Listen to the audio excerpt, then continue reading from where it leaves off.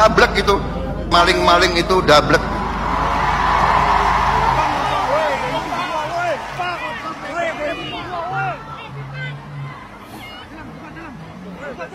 Enggak sadar-sadar ya. Tapi percayalah, kami tidak akan ragu-ragu membela kepentingan rakyat Indonesia. Kami tidak ragu-ragu.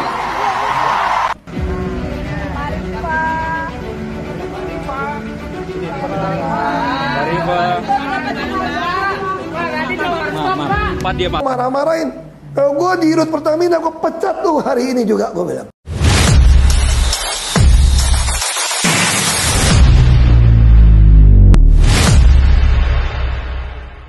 Adalah yang saya baca berita nih, Pertamina Patraniaga membeli RON 90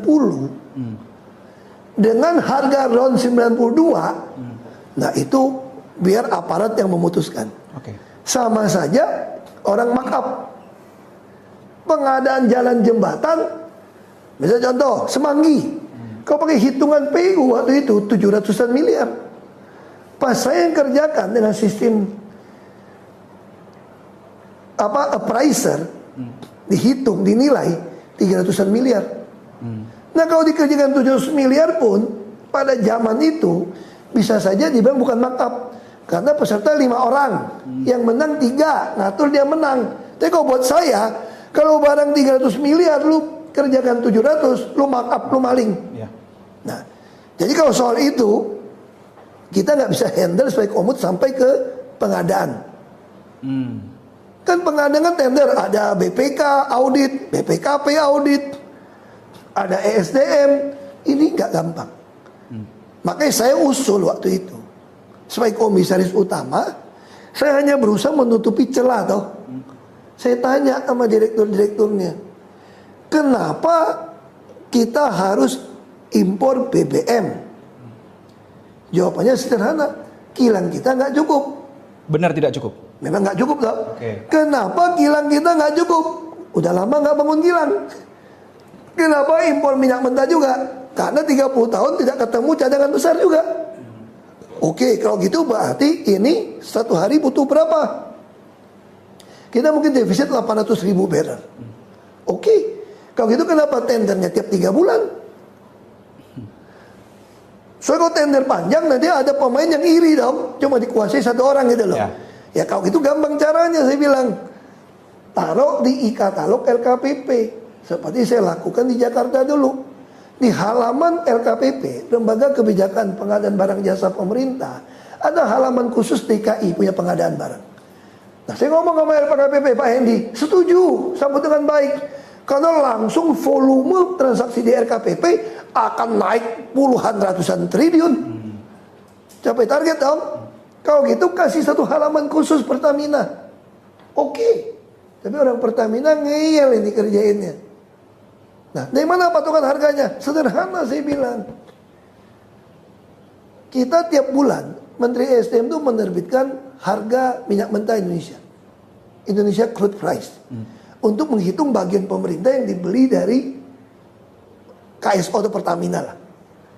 Ya sudah, tinggal umumkan ke seluruh dunia.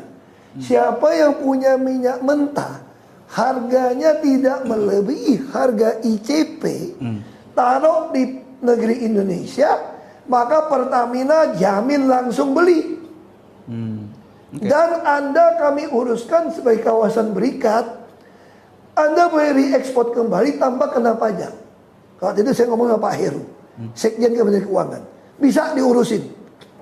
Saya paksa-paksa, si Riva cuma taruh di mana? Pulau Nipah. Makanya gue marah-marahin. Kalau gue di Rut Pertamina, gue pecat tuh hari ini juga, gue bilang.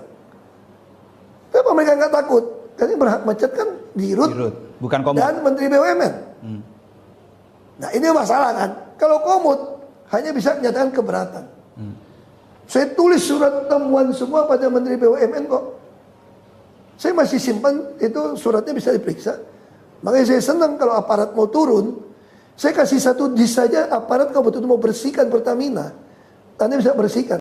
Seharusnya itu kan udah siap, tinggal edar aja dengan nama Pertalite. Tapi oleh sindikat yang maling-maling yang ditangkap ini, itu RON 90 yang dibeli dari Singapura, itu sama mereka diolah. Ditambahin pewarna, ditambahin aditif, apalah gitu. Sehingga diusahakan RON-nya naik gitu. Nah, setelah itu baru diedar gitu. Nah, itu perbuatan mereka yang tidak boleh gitu. Jadi perbuatan kilang dilakukan oleh mereka. Itu apakah jadi 92 atau tidak, ya itu urusan pengawas Pertamina itu yang perlu membuktikan gitu ya. Nah, itu yang dilakukan oleh maling-maling ini di depo-depo, di terminal-terminal. Itu yang nggak boleh, itu ilegal gitu. Dan itu yang dimaksud oleh Kejaksaan Agung gitu loh ya. Jadi cukup jelas ya, ini simpang siur masalah oplos atau tidak oplos ya. Oke, netizen ada komentar? Yang viral itu malah bukan kasus korupsinya tapi malah oplosannya ya, Mbak. Iya. Ya, istilah oplos ini memang berkonotasi negatif ya, karena biasa dipergunakan untuk oplosan minuman keras kan gitu ya. Iya. Padahal sebetulnya oplos itu kan bahasa Jawa, Mbak. Bahasa Jawa yang bahasa Indonesianya ya mencampur. Atau bahasa Inggrisnya ya blending gitu ya. Jadi sebetulnya dalam membuat bahan bakar itu ya semuanya melewati proses mencampur. Semuanya melewati proses blending. Atau kalau orang Jawa semua melewati proses oplos. Karena produk kilang itu kan tidak langsung bensin, Pak. Oke, Pak. Produk kilang itu tidak langsung Pertalite, Pertamax turbo, enggak gitu. Produk kilang itu berupa nafta namanya. Di mana nafta ini mempunyai RON yang range-nya lebar. Mungkin antara 60 sampai 80 gitu ya, pada proses destilasi. Kemudian ada proses selanjutnya, ada reforming, ada cracking, ada hydrocracking, dan macam-macam. Sehingga kita bisa mendapatkan nafta dengan RON yang tinggi. Nah, ketika kita misalnya kilang diminta untuk membuat bahan bakar dengan RON 90, maka dia akan mencampurkan nafta yang RON-nya rendah tadi dengan nafta yang RON-nya tinggi. Kenapa harus begitu? Karena ada spesifikasi yang harus dikejar dalam hal produk jadinya gitu ya. Jadi nggak bisa langsung produk jadinya mengikuti spesifikasi Dirjen Migas, nggak mungkin begitu. Harus mencampur nafta beberapa jenis, kemudian baru kita mendapatkan RON seperti yang dikehendaki. Nah itu 90, 92, 98, dan seterusnya. Nah, setelah dari kilang bahan bakar itu jadi dan sudah memenuhi spesifikasi migas, baru dikirim ke Patraniaga atau dibeli oleh Patraniaga. Nah, Patraniaga kan tugasnya untuk mendistribusikan. Dan di Indonesia ini kan produsennya tidak hanya Pertamina, ada yang lain ya. Di mana yang lain juga punya semacam marketing tools lah gitu ya. Misalkan bahan bakar kami bisa menjaga kebersihan mesin. Nah, karena itulah kemudian Patraniaga mencampurkan aditif yang Mbak sebut tadi itu yang dari Amerika itu untuk menjaga supaya mesinnya tetap bersih. Lalu Patraniaga juga memberikan pewarna untuk menjadi identifikasi supaya konsumen itu yakin memang mendapatkan bahan bakar sesuai yang diinginkan. Jadi kalau membeli Pertalite yang mestinya warnanya hijau, membeli Pertamax warnanya biru, membeli Pertamax turbo warnanya merah, dan itu sengaja diwarnai. Kalau belakangan ini beredar video di mana ada orang mengisi botol kaca di SPBU, kemudian dianggap ini warnanya antara Pertalite sama Pertamax kok sama.